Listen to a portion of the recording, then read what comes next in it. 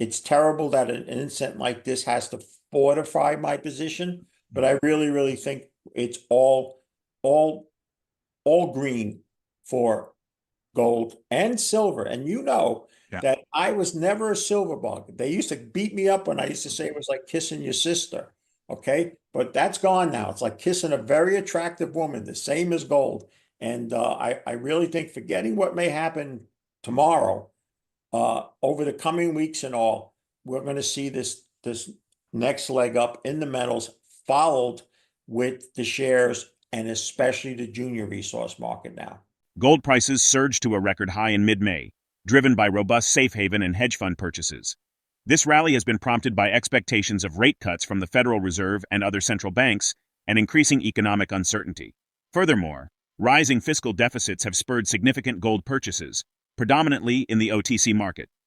Seasoned financial expert Peter Grandich anticipates a mega bull market in which precious metals and the junior resource market perform strongly.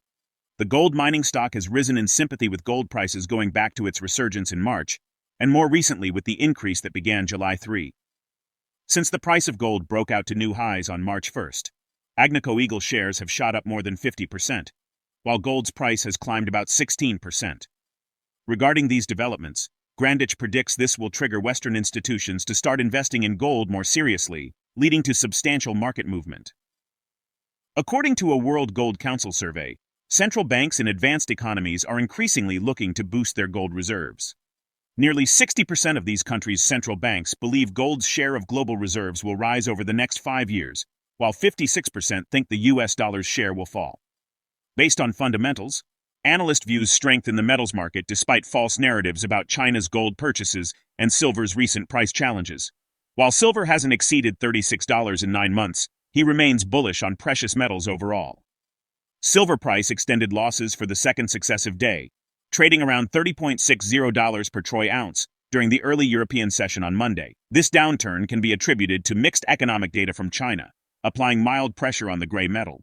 Now we present the clips of Peter Grandich's insights from his recent interview with Ron's Basement. Before we continue to delve into this discussion, please subscribe to our channel and activate the bell icon for timely updates. I took position out of cash that I'd be keeping on the side to buy more mining shares last week, and I'm preparing to do that again with even more cash come Monday morning. Okay, so I am tooting my own horn. I'm speaking my own book, whatever you want to call it. But the bottom line is, I really think, and to tell you the truth, Ronnie, if you ask me for the life of my daughter to find me another sector across the board where I can find undervaluedness, can't do it. That's the only one. And I just think that we're really we're coming for your buddies there. No, seriously, I like to joke about it, but I would not be surprised, Ron, all honesty, that before the leaves start coming off the trees, your buddy there is losing his blinders. I mean, I really do in terms of gold. I think silver has a way to go to get to 85. I presume that's an $85. Yeah, it's 85. Yeah. If it had a 45 on it, we could see that fairly soon. But I really think gold is ready for the next leg up. And here's why. There's a lot of talk coming out from good sources now that the BRICS are preparing in these fall meetings to disclose something more than just a whisper of how they intend to use gold in some way or form as this BRIC moves closer and closer and becomes more viable, et cetera, et cetera. That's going to be the trigger to bring the West in. That's going to be when big institutions are going to turn to their don't worry, be happy leaders and go, hey, I'm reading all this. How come we don't own any gold? And that's where that's where the shop runs. Now, what we're going to have to recognize then, you and I and others like you and I, who've been suffering for 2 years or whatever, that if these things do get crazy on the upside, we're going to have to take some profits, even though finally we're hearing all these people talking about something. But we're not there yet. But I really, truly, Ron, it's terrible that an incident like this has to fortify my position. But I really think it's all green for gold and silver. And that I was never a silver bug. They used to beat me up when I used to say it was like kissing your sister. Okay, but that's gone now. It's like kissing a very attractive woman, the same as gold.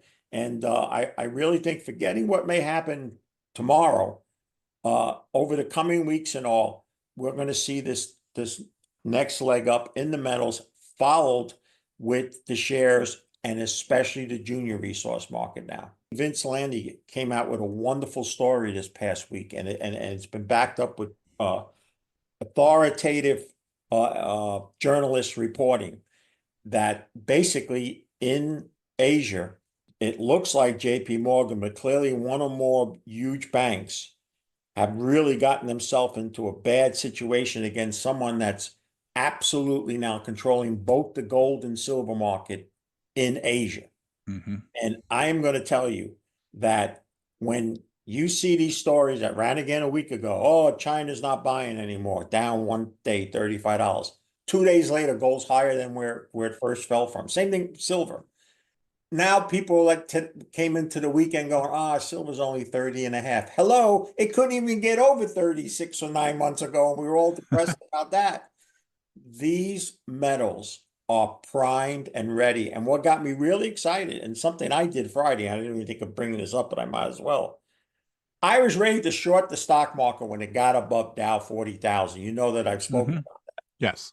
But the shares have become so attractive now, and I'm even talking about the juniors, that I announced on Friday while trading was going on that I was taking that money that I was going to short and putting it into my junior resource stocks. I just think, and listen, I'm not talking about 9:30 tomorrow morning, everything takes off. But what I'm just saying now, as bad as this news is, and it's bad and it's going to get worse, these are extremely bullish developments for those who have an interest in physical bullion. And if you're more of a much more speculator than the mining and exploration companies that look for them. This is just playing into what I have called a mega bull market that's not even halfway done yet. Peter Grandich points out that while juniors struggled to maintain early gains this year, majors have surged to new 52-week highs amid a substantial increase in gold prices over the past year. He also observes a recent uptick in trading volume, which signals renewed investor interest. In a low-interest rate environment, fixed income investments such as bonds will lose their attractiveness as money will flow out of such high-yielding investments and into gold. This, in turn, will lead to a jackup in the price of the yellow metal and improve the profit margins of gold mining stocks, including Barrick Gold, Kinross Gold, and Franco-Nevada. Furthermore, Grandich mentions that the market turmoil will boost support for Trump and benefit gold and silver. He believes investor interest in junior mining stocks signals a bullish trend for precious metals. Let's get back to the interview. I think those of us that own a lot of juniors, which I think you and I fall into that camp, Yeah. we lost sight of how well the majors have actually done these last few months. Unlike the juniors that had given up much of the gains that they made early in the year until the last few days, the majors didn't. Many of the majors are trading at new 52-week highs. And think about this. They're looking at a gold price up several $100s from a year ago. Yeah. Their earnings are just going to, and their free cash flow. And I really think this M&A that we've seen somewhat, we saw some talk over the weekend about Rio Tinto getting together with another group to possibly buy tech. I just think once it kicks off, it's just going to flow in. But what I really liked in the last 3 days, Ron, is volume returned back to the juniors. Not necessarily they were driving them up, but now stocks that were trading 50,000, 100,000 a day, dripping down a few cents, 10,000 shares the next day. Suddenly they're trading 500,000 or 1 million shares. And while they may have not vaulted up, that has demonstrated buyers' interest is returned, and volume, especially in the juniors, always precedes price. And since they've been in a long decline and volumes returning now, it's a strong suggestion that there's a turn happening as we speak. Turmoil will come from a lot of fronts. So let's just try to digress it in the few minutes that we have. First, in terms of the markets, you and I were not the only ones that have been saying this. We've been saying it for weeks, if not months. The level of complacency on Wall Street, given all the factors, even before the big ones, the fiasco of the debate and the follow-up press conference, and also now this attempted assassination on Donald Trump. Given all of that, it's still basically, it's nothing to really worry about from what I call the don't worry, be happy crowd. Right. It's not going to play a role. It's not going to play a role. We're clearly seeing now. Think about this. Let's just before the Trump assassination, let's just make like we were having this interview before we know of this. I would have said to you, well, listen, it's clear and evident that they don't want to see Biden because they don't think he can beat Trump. And there's certain people that hate him so much that they'll do anything to see him not win again. That was, I think it's abundantly clear to people now that rightfully or wrong for that thought that people had, they did everything to this man now, including trying to kill him. That's on the table now. There's nothing really else what could be said at all.